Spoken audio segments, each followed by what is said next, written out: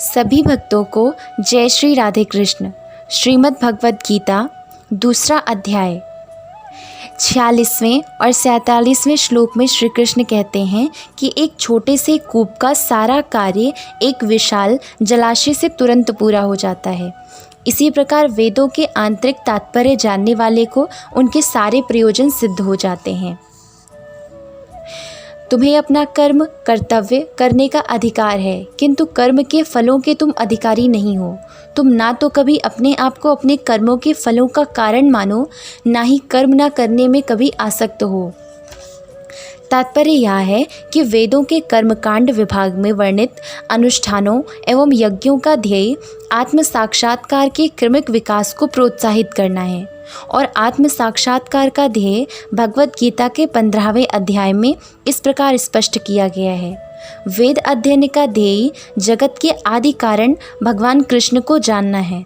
अतः आत्म साक्षात्कार का अर्थ है कृष्ण को तथा उनके साथ अपने शाश्वत संबंध को समझना। कृष्ण के साथ जीवों के संबंध का भी उल्लेख भगवद गीता के 15वें अध्याय में किया हुआ है। जीवात्माएं भगवान के अंश स्वरूप हैं, अतः प्रत्येक जीव द्वारा कृष्ण भावनामृत को जागृत करना वैदिक ज्ञान की सर्वोच्च पूर्ण अवस्था होती है। सबसे बड़ा वेदांती तो वह महात्मा है जो भगवान के पवित्र नाम को आनंद लेता है। संपूर्ण वैदिक रहस्यवाद का यही चरम उद्देश्य है। 3 विचारणीय बातें हैं: कर्म अर्थात स्वधर्म, विकर्म तथा अकर्म। कर्म स्वधर्म वो कार्य हैं जिनका आदेश प्रकृति के गुणों के रूप में प्राप्त किया जाता है। अधिकारी की सम्मति के बिना किए गए कर्म विकर्म कहलाते हैं और अकर्म का अर्थ है अपने कर्मों को ना करना। भगवान ने अर्जुन को उपदेश दिया कि वह निष्क्रिय ना हो, अपितु फल के प्रति आसक्ति हुए बिना अपने कर्म करे। कर्म फल के प्रति आसक्त रहने वाला भी कर्म का कारण है।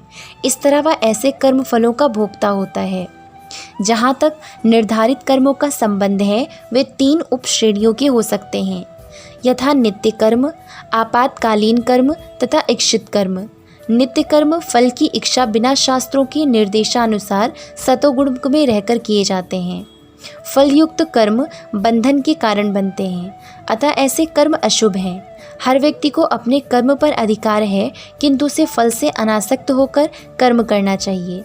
ऐसे निष्काम कर्म निसंदेह मुक्ति पथ की ओर ले जाने वाले हैं। अतएव भगवान ने अर्जुन को फल आसक्ति रहित होकर स्वधर्म के रूप में युद्ध करने की आज्ञा दी।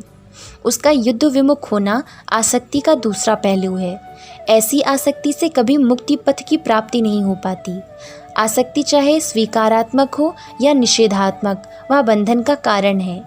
अकर्म पापमय है, अतः कर्तव्य के रूप में युद्ध करना ही अर्जुन के लिए मुक्ति का एकमात्र कल्याणकारी मार्ग था। 48वें श्लोक में श्री कृष्ण कहते हैं, हे अर्जुन, जय अथवा पराजय की समस्त आसक्ति त्याग कर समभाव से अपना कर्म करो। ऐसी समता योग कहलाती है। कृष्ण अर्जुन से कहते हैं कि वह योग में स्थित होकर कर्म करे। और योग है क्या? योग का अर्थ है सदैव चंचल रहने वाली इंद्रियों को वश में रखते हुए परम तत्व में मन को एकाग्र करना। और परम तत्व कौन है? भगवान ही परम तत्व हैं। और चूंकि वे स्वयं अर्जुन को युद्ध करने के लिए कह रहे हैं, अतः अर्जुन को युद्ध के फल से कोई सरोकार नहीं है। जय या पराजय कृष्ण के लिए विचारणीय है। अर्जुन को तो बस श्री कृष्ण के निर्देशानुसार कर्म करना है। कृष्ण के निर्देश का पालन ही वास्तविक योग है और इसका अभ्यास कृष्ण भावनामृत नामक विधि द्वारा किया जाता है। एकमात्र कृष्ण भावना अमृत के माध्यम से ही स्वामित्व भाव का परित्याग किया जा सकता है। इसके लिए उसे कृष्ण का दास अर्थात कृष्ण का मित्र कृष्ण भावनाव्रत में कर्म करने की यही एक विधि है जिसे योग में स्थित होकर कर्म किया जा सकता है। अर्जुन क्षत्रिय है, अतः वह वर्णाश्रम धर्म का अनुयायी है। वर्णाश्रम धर्म का एकमात्र उद्देश्य कृष्ण को प्रसन्न करना है। सांसारिक नियम है कि लोग पहले अपनी तुष्टि करते हैं, किंतु यहाँ तो अपने को तुष्ट ना करके कृष्ण को संतुष्ट करना है। अतः कृष्ण को तुष्ट किए बिना कोई वर्णाश्रम धर्म का पालन कर भी नहीं सकता। यहाँ पर परोक्ष रूप से अर्जुन को कृष्ण द्वारा बताई गई विधि के अनुसार कर्म करने का आदेश दिया गया है। जय और पराजय में सम होने पर आसक्ति का त्याग तो उसमें आ ही जाता है। फिर यहाँ अर्जुन को आसक्ति का त्याग करने के लिए कहने का क्या भाव है?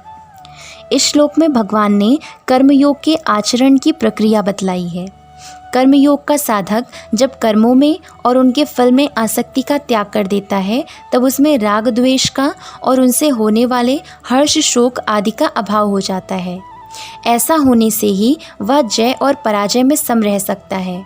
इन दोषों के रहते जय और पराजय में सम नहीं रहा जा सकता तथा जय और पराजय में अर्थात किए जाने वाले कर्म के पूर्ण होने और न होने में तथा उसके अनुकूल और प्रतिकूल परिणाम में सम रहने की चेष्टा रखने से अंत में राग द्वेष आदि का अभाव होता है। इस प्रकार आसक्ति के त्याग का और समता का परस्पर घनिष्ठ संबंध है एवं दोनों परस्पर एक दूसरे के सहायक हैं। इसलिए श्री कृष्ण यहाँ आसक्ति का त्याग करके और जय पराजय में सम होकर कर्म करने के लिए कहते हैं। जब समत्व का ही नाम योग है तब जय और पराजय में सम होकर कर्म करने के अंतर्गत ही योग में स्थित होने की बात आ जाती है। फिर योग में स्थित होने के लिए अलग कहने का क्या अभिप्राय है? कर्म में जय और पराजय समता रखते रखते ही मनुष्य की समभाव में अटल स्थिति होती है और समभाव का स्थिर हो जाना ही कर्म योग की अवधि है। अतः यहाँ योग में स्थित होकर कर्म करने के लिए कहकर भगवान ने यह भाव दिखलाया है कि केवल जय और पराजय में ही समत्व रखने से काम नहीं चलेगा। प्रत्येक क्रिया के करते समय भी तुमको किसी भी पदार्थ में, कर्म में या उसके फल में अथवा किसी भी प्राणी में विषम भाव न रखकर नित्य समभाव में स्थित रहना चाहिए। समत्व ही योग कहलाता है। इस कथन का क्या भाव है? इससे भगवान ने योग पद का परिभाषित कर अर्थ बतलाया है। अभिप्राय यह है कि यहाँ योग समता का नाम है और किसी भी साधन के द्वारा समत्व को प्राप्त कर लेना ही योगी बनना है। अतएव तुमको कर्मयोगी बनने के लिए समभाव में स्थित होकर कर्म करना चाहिए। इस प्रकार कर्मयोग की प्रक्रिया बतलाकर अब सकाम भाव की निंदा और समभाव रूप बुद्धि योग का महत्व प्रकट करते हुए भगवान अर्जुन को उसका आश्रय लेने के लिए आज्ञा देते हैं। 49वें श्लोक में श्री कृष्ण कहते हैं, इस समत्व रूप बुद्धि योग से सकाम कर्म अत्यंत ही निम्न श्रेणी का है। इसलिए हे धनंजय, तू समबुद्धि में ही रक्षा का उपाय ढूंढ, अर्थात बुद्धि योग का ही आश्रय ग्रहण कर, क्योंकि फल के हेतु बनने वाले अत्यंत दीन हैं। बुद्धि योग पद का यहाँ किस योग का वाचक है? कर्मयोग या ज्ञान योग?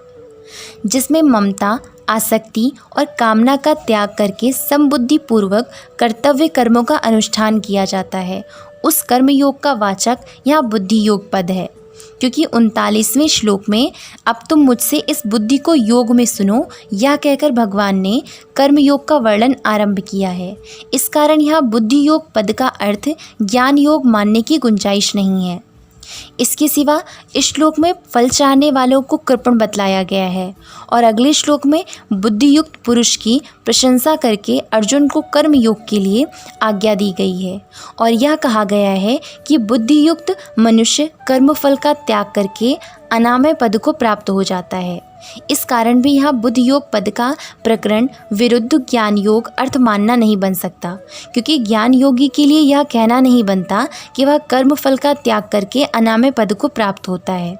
वह तो अपने को कर्म का कर्ता ही नहीं समझता, फिर उसके लिए फल त्याग की बात ही कहाँ रह जाती है। बुद्धि योग की अपेक्षा सकाम कर्म को अत्यंत ही निम्न श्रेणी का बतलाने का क्या भाव है? तथा यहाँ कर्म पद का अर्थ निषिद्ध कर्म मान लिया जाए तो क्या आपत्ति है? सकाम कर्मों को बुद्धि योग की अपेक्षा अत्यंत नीचा बतलाकर कृष्ण ने यह भाव दिखलाया है कि सकाम कर्मों का फल नाशवान क्षणिक सुख की प्राप्ति है और कर्म योग का फल परमात्मा की प्राप्ति है। अतः दोनों में दिन और रात की भांति महान अंतर है। यहाँ कर्म पद का अर्थ निषिद्ध कर्म नहीं माना जा सकता, क्योंकि वे सर्वथा त्याज्य हैं और उनका फल महान दुखों की प्राप्ति है। इसलिए उनकी तुलना बुद्धि योग का महत्व दिखलाने के लिए नहीं की जा सकती।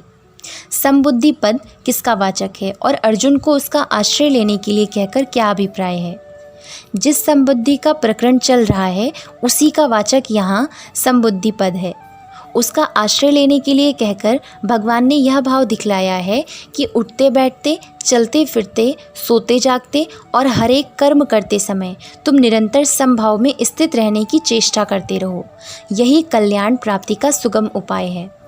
कर्मफल के हेतु बनने वाले अत्यंत दीन हैं। इस कथन का क्या भाव है? इससे यह भाव दिखलाया है कि जो मनुष्य कर्मों में और उनके फल में ममता, आसक्ति और कामना करके कर्मफल प्राप्ति के कारण बन जाते हैं वे दीन हैं, अर्थात दया के पात्र हैं। इसलिए तुमको वैसा नहीं बनना चाहिए। इस प्रकार अर्जुन को समता का आश्रय लेने की आज्ञा देकर अब 2 श्लोकों में उस समता रूप बुद्धि से युक्त महापुरुषों की प्रशंसा करते हुए भगवान अर्जुन को कर्मयोग का अनुष्ठान करने की पुनः आज्ञा देकर उसका फल बतलाते हैं। 50वें श्लोक में श्री कृष्ण कहते हैं, समबुद्धि युक्त पुरुष पुण्य और पाप दोनों को इसी लोक में त्याग देता है, अर्थात उनसे मुक्त हो जाता है। इससे तू समत्व रूप योग में लग जा। यह समत्व रूप योग ही कर्मों में कुशलता है, अर्थात कर्म बंधन से छूटने का उपाय है। प्रश्न यह है कि समबुद्धि युक्त पुरुष पुण्य और पाप दोनों को इसी लोक में त्याग देता है। इस कथन का क्या भाव है?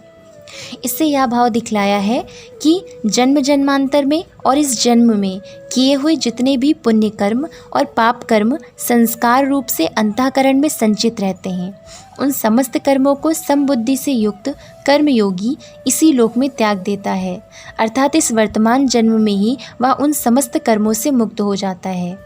उसका उन कर्मों से कुछ भी संबंध नहीं रहता, इसलिए उसके कर्म पुनर्जन्म रूप फल नहीं दे सकते, क्योंकि निस्वार्थ भाव से केवल लोक हितार्थ किए हुए कर्मों से उसके समस्त कर्म विलीन हो जाते हैं। इसी प्रकार उसके क्रियामाण पुण्य तथा पाप कर्म का भी त्याग हो जाता है, क्योंकि पाप कर्म तो उसके द्वारा स्वरूप से ही छूट जाते हैं और शास्त्र विहित पुण्य कर्मों में फल आसक्ति का त्याग होने से वे कर्म अकर्म बन जाते हैं, अतः उनका भी एक प्रकार से त्याग ही हो गया। प्रश्न है कि इससे तू समत्व रूप योग में लग जा, इस कथन का क्या भाव है? इससे यह भाव दिखलाया गया है कि समबुद्धि से युक्त हुआ योगी जीवन मुक्त हो जाता है, इसलिए तुम्हें भी वैसा ही बनना चाहिए। यह समत्व रूप योग ही कर्मों में कुशलता है, इस कथन का क्या भाव है? इससे यह दिखलाया गया है कि कर्म स्वाभाविक ही मनुष्य को बंधन में डालने वाले होते हैं और बिना कर्म किए हुए कोई मनुष्य रह नहीं सकता, कुछ न कुछ उसे करना ही पड़ता है। ऐसी परिस्थिति में कर्मों से छूटने की सबसे अच्छी युक्ति समत्व योग है।